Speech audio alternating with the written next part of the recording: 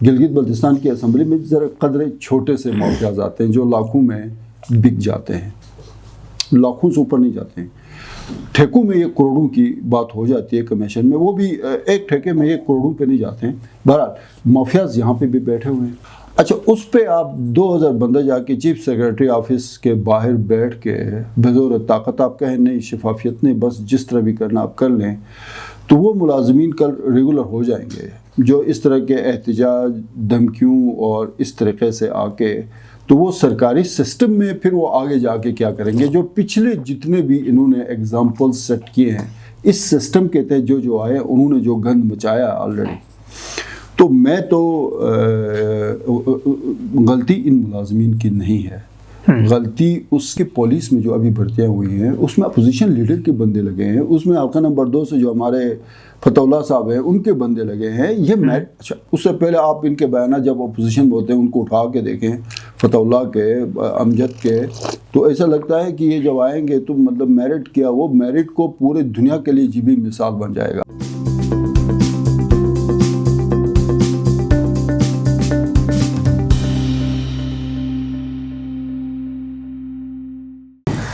بسم اللہ الرحمن الرحیم۔ آئی بیکس میڈیا نیٹ ورک کے پروگرام حالات حاضرہ میں خوش آمدید۔ میں ہوں آپ کا میزبان فہیم اختر۔ ناظرین، گلگت بلتستان میں 6000 سے زائد عارضی ملازمین نے اپنی مستقلی کے لیے ایک مرتبہ پھر چیف سیکرٹری آفس کے باہر احتجاجی دھرنا دیا ہے۔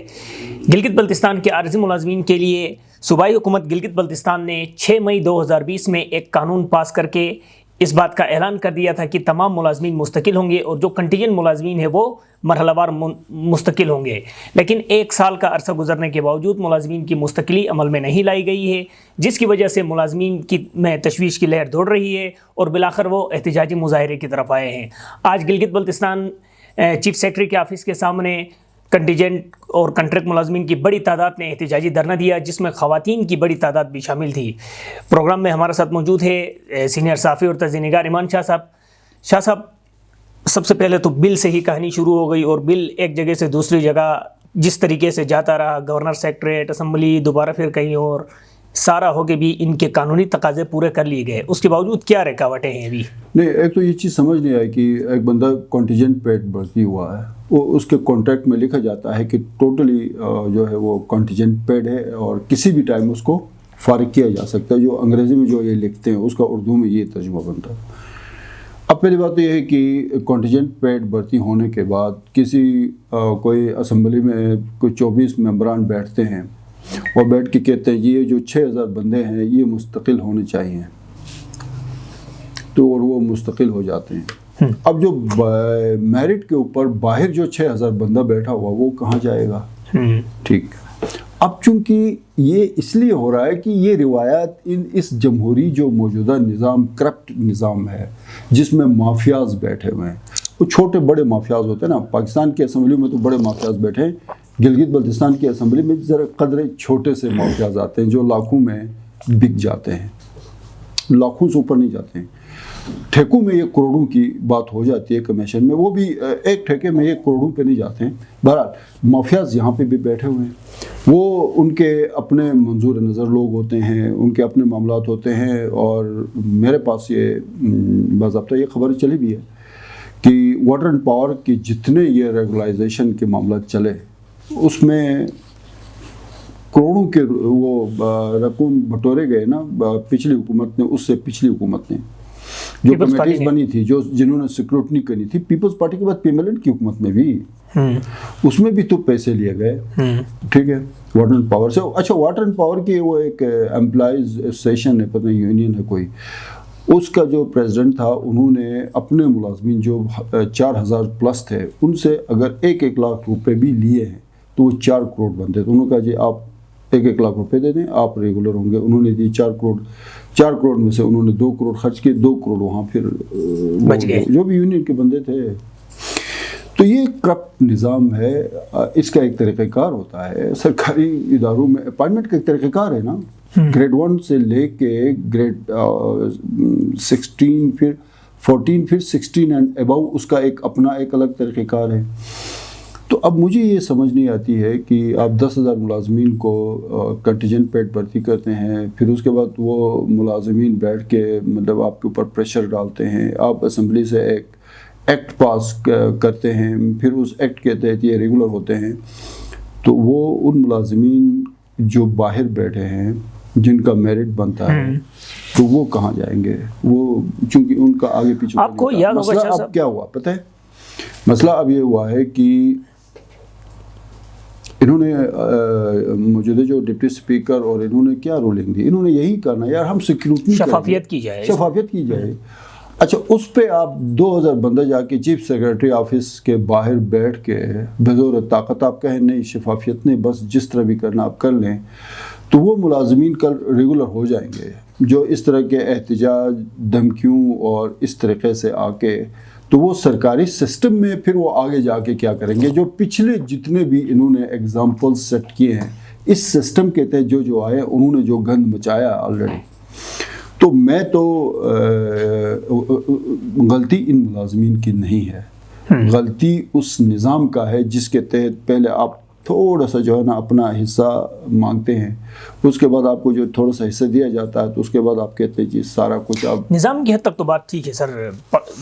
ہمارے گلگت بلتستان میں اور پاکستان میں ایون میرٹ کے اوپر جو سسٹم ہوتا ہے وہ بھی میرٹ کا اس کا نتیجہ نہیں آتا ہے. ان ملازمین کے قانونی تقاضے پورے کر دیے گئے، اسمبلی سے بل ان کا پاس ہو گیا، گورنر سے اس کا دستخط ہو گیا، 1 سال سے زائد کا عرصہ ہو گیا، تو آخر یہ لوگ کرنا چاہتے ہیں یا کرنا نہیں چاہتے ہیں؟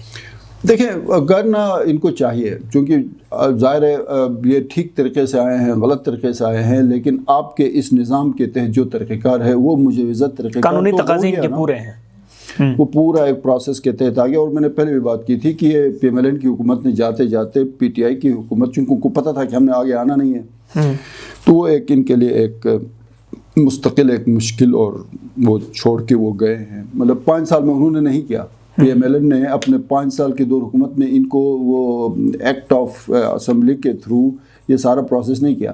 جب یہ جا رہے تھے اسمبلی کے، آپ کو یہ یاد ہے نا آپ نے خود وہاں سے رپورٹنگ کی تھی، اسمبلی کے جو آخری سیشن تھا لاسٹ سیشن اس میں جا کے یہ سارا کچھ کر کے وہ گئے. تو وہ آپ کو یاد ہوگا سر ابھی جا کے حفیظ صاحب وہاں تقاریر کر رہے ہیں. آج میں دیکھ رہا تھا حفیظ صاحب نے جب 26 جون یا 24 جون 2015 میں جب انہوں نے اختیار سنبھالا، اس کے بعد سے ان کا 1 پوائنٹ ایجنڈا میرٹ تھا اور ایک عرصے دراز تک وہ یہیں راہ گلاپتے رہے میڈیا میں.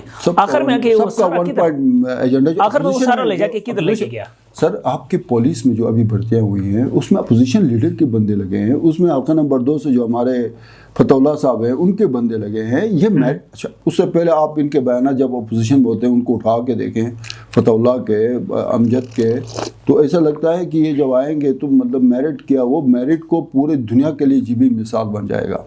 جب اقتدار میں آتے ہیں نا پھر ہر بندہ اپنا پنجہ مارتا ہے. یہ نظام میں ایسا ہے، اسے آپ توقع نہ رکھیں. یہ نظام جب تک ہے لوگ ذلیل ہوں گے، رولتے رہیں گے، بےعزتیاں ہوتی رہیں گی، کرپٹ لوگ جو ہے سسٹم کے اندر آ کے اپنا حصہ وصولتے رہیں گے. اور میرا اور آپ کا کام تو ایز اے ہم اس کو ایز اے اخبار نویس یا ایز اے جرنلسٹ ہمارا کام یہ ہے نا جو ہو رہا ہے وہ رپورٹ کرنا ہے. کسی کو سہولیات مل رہی ہیں وہ بھی رپورٹ کرنا ہے، کوئی ماتم کر رہا ہے سہولیات کے نہ ملنے سے وہ بھی رپورٹ کرنا ہے. تو میں 30 سال سے رپورٹ کر رہا ہوں یا 26 سال سے کر رہا ہوں، تو میرا کام یہ ہے، میرا کام یہ باقی جو لوگ جن کو ووٹ دیتے ہیں نا ان لوگوں کو چاہیے کہ جب 5 سال کے بعد یہی لوگ مختلف روپ اور بیس بدل کے ان کے پاس جاتے ہیں اس وقت یہ پھر پبلک اپنا کام کرے. لیکن پبلک نے اپنا کام نہیں کرنا ہے، پبلک نے ووٹ دینا ہے، پھر ووٹ دینے کے بعد 5 سال ذلیل ہونا ہے. اسی طرح یہ سلسلہ. اب یہ جو قانون منظور کیا گیا اسمبلی سے، گورنر صاحب نے اس پہ دستخط بھی کر دیے، اس میں 3-4 قسم کی کیٹیگریز ہیں. کنٹیجنٹ ملازمین کا الگ ہے جن کے اگینسٹ پہ ویکنٹ پوسٹ ہی نہیں ہے، اپروڈ پوسٹ ہی نہیں ہے، ویکنٹ تو نہیں، اپروڈ پوسٹ نہیں ہے. دوسرا ہے کنٹریکٹ جن کے اگینسٹ پہ ایٹ لیسٹ پوسٹ موجود ہے. پھر آپ کے پروجیکٹ کے ملازمین آتے ہیں. پروجیکٹ کے ملازمین کو آپ کو پتہ ہے کہ وہ جیسے افاد کا منصوبہ ہے اس میں لاکھوں کی تنخواہیں ہوتی ہیں ان کو، تو ان سب کو ایک ساتھ مستقل کیسے کیا جا سکتا ہے، یہ ایک بڑا سوال ہے. دوسرا جس طریقے سے ڈیپوٹیشن کے ملازمین کو اس میں شامل کر لیا گیا وہ اسمبلی میں نہیں تھا، اور بعد میں ابھی اطلاع یہ ہے کہ تقریباً ان کی تعداد ملازمین کی 8500 سے اوپر گئی ہے. تو قانون کی، اسمبلی کی یا قانون سازی کی کل حیثیت یہ ہے کہ جب وہ سیکریٹ میں چلا جائے تو وہاں سے اپنی مرضی شروع ہو جائے؟ کہانی لمبی ہے. مسئلہ یہ ہے کہ کانٹریکٹ، کنٹینجنٹ پیڈ اور پروجیکٹس کے اگینسٹ، مثلا میری اپائنٹمنٹ ہوئی ہے 2 سال کے ایک پروجیکٹ کے اگینسٹ میں، اور 2 سال کے بعد پروجیکٹ ختم ہو گیا تو میں فارغ ہو گیا نا. مثلا آئیبیکس میڈیا نیٹ ورک کا پروجیکٹ ہے، انہوں نے کہا جی 6 مہینے تک یہ پروجیکٹ چلے گا، اس کے بعد آئیبیکس میڈیا نیٹ ورک کلوز ہونے جا رہا ہے. آئیبیکس میڈیا نیٹ ورک کلوز ہو گیا ہے. میں کہتا ہوں یار میں چونکہ آئیبیکس میڈیا نیٹ ورک میں آیا تھا لہٰذا میرا حق بنتا مجھے اب آپ جیو میں کھپائیں، بلکہ پینشن کی مراد بھی دے دیں. پروجیکٹ میں آئے تھے نا، پروجیکٹ تو ایک اسپیسیفک ٹائم کے لیے ہوتا ہے، 2 سال کے لیے، 3 سال کے لیے. تو اس میں پروجیکٹ کے ملازمین بھی ہیں، کنٹینجنٹ پیڈ کے بھی ہوتے ہیں. کنٹینجنٹ پیڈ کے اندر لکھا ہوا ہوتا ہے ان کے کانٹریکٹ میں. اینیوے یہ لمبی کہانی ہے. بہرحال مطلب یہ گند ان ملازمین کی غلطی نہیں ہے، ان کو جیسے تیسے دے دیں، ابھی دے دیں، ان کو کھپائیں. اب گنجائش نہیں ہے، وہ چیف سیکرٹری کے آفس کے باہر دھرنا دیں گے، ادھر دیں گے. اور آپ کو پتہ ہے گلگت بلتستان کا مزاج یہ ہے کہ جب تک کوئی دھرنا نہ دے، کوئی احتجاج نہ کرے، ڈاکٹرز جب تک آ کے گالیاں نہ دے، ان کے معاملات ٹھیک نہیں ہوتے ہیں. ٹیچرز سے اسکول کا اساتذہ جب تک چپل اٹھا کے ان حکمرانوں کے منہ پہ نہ مارے وہ مسئلے حل نہیں ہوتے ہیں. ٹھیک ہو گیا. اس کے بعد آپ کے جو ٹیچرز ایسوسیشن کے معاملات ہوتی ہیں وہ اخبارات میں گالیاں جب تک نہ بکیں وہ ان کے معاملات. بھائی آپ نے ابھی ان یہ جو کنٹینجنٹ کانٹریکٹ اور پروجیکٹ کے ملازمین ہیں ان کو کرنا ہے تو ذلیل نہ کریں، خود بھی ذلیل ہو جائیں، ان کو بھی ذلیل نہ کریں، کر دیں.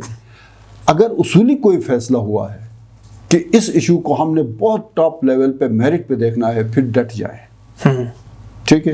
اسمبلی نے جو اعتراضات اٹھائے ہیں وہ بڑے دلچسپ 2 واقعات میں بتاتا ہوں. یہ بس اس ایشو پہ اس سے زیادہ میں بات نہیں کر سکتا. 2 دن پہلے سیکرٹری صحت ہیں وقار میر صاحب، ان کو سیکرٹری پاور مشتاق کال کرتے ہیں، وزیر برقیات بجلی دینا ان کا کام ہے. انہوں نے کہا جی میرے الیکشن میں گانچھے کے فلاں جو نرسنگ سٹاف ہے اس نے میرے خلاف میرے مقابل جو بندہ اس کو سپورٹ کیا، لہٰذا اس کو یہاں سے اٹھا کے گانچھے کے کسی فلاں جگہ پہ پھینکنے. آگے سے وہ میرے خیال میں وقار میر صاحب نے کہا جناب آپ کے سیاسی معاملات ہوتے ہیں، وہ نرسنگ سٹاف ہے اس کا ایک طریقہ کار ہے، میں اس طرح نہیں کر سکتا.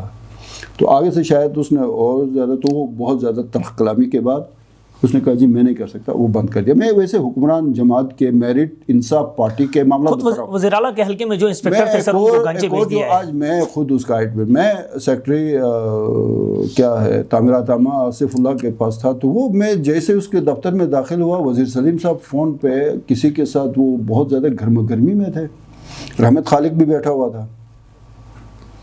تو وہ کافی وہ کہہ رہے تھے آپ نے میرے بھائی کا ٹرانسفر کر دیا اور میں منسٹر ہوں.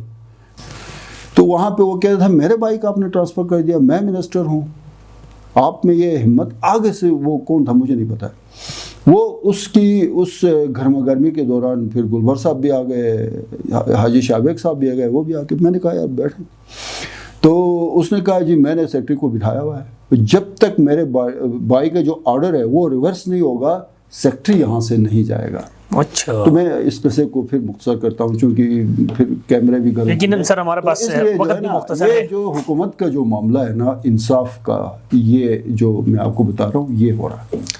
یقیناً گلگت بلتستان میں یہ ایک روایت چلی ہے کہ جب تک سڑکوں پر نہیں آئیں تب تک کوئی بھی مطالبہ منظور نہیں کیا جاتا یا کسی کی سنوائی نہیں ہوتی. اس وقت گلگت بلتستان چیف سیکرٹری کے آفس کے سامنے خواتین بھی دھرنا دیے بیٹھے ہیں. ارباب اختیار کو یقیناً وہاں تک پہنچنا چاہیے اور ان کے مسائل سنتے ہوئے ان کی دادرسی کرنی چاہیے. حالات حاضرہ کے پروگرام سے اجازت دیجیے. اللہ حافظ.